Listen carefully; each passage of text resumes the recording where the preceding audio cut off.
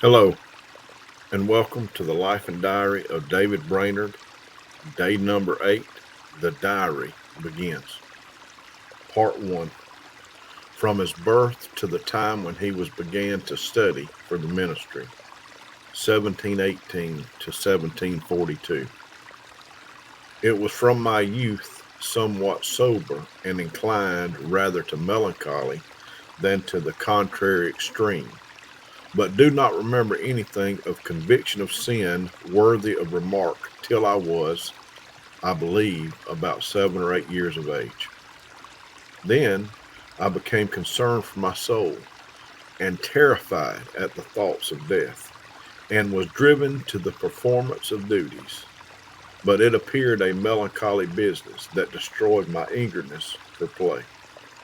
And though, alas, this religious concern was but short-lived, I sometimes attended secret prayer and thus lived at case in Zion, without God in the world and without much concern, as I remember, till I was about 13 years of age.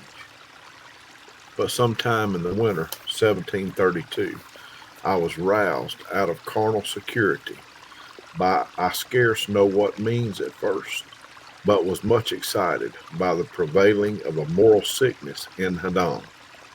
I was frequent, constant, and somewhat fervent in my duties, and took delight in reading, especially Mr. Janeway's Token for Children.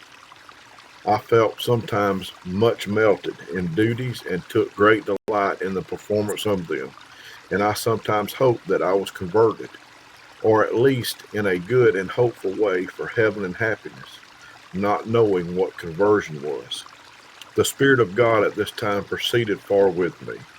I was remarkably dead to the world, and my thoughts were almost wholly employed about my soul's concerns. I may indeed say, almost I was persuaded to be a Christian.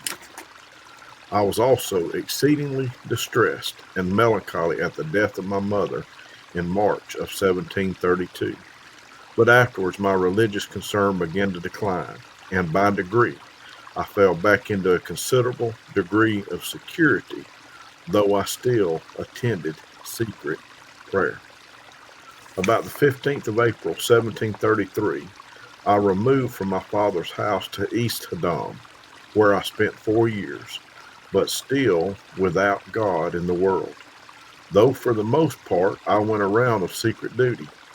I was not much addicted to young company, or frolicking, as it's called, but this I know, that when I did go into such company, I never returned with so good a conscience as when I went.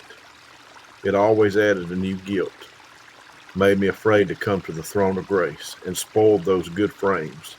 I was wont sometimes to please myself, but alas, all my good frames were but self-righteousness, not founded on desire for the glory of God.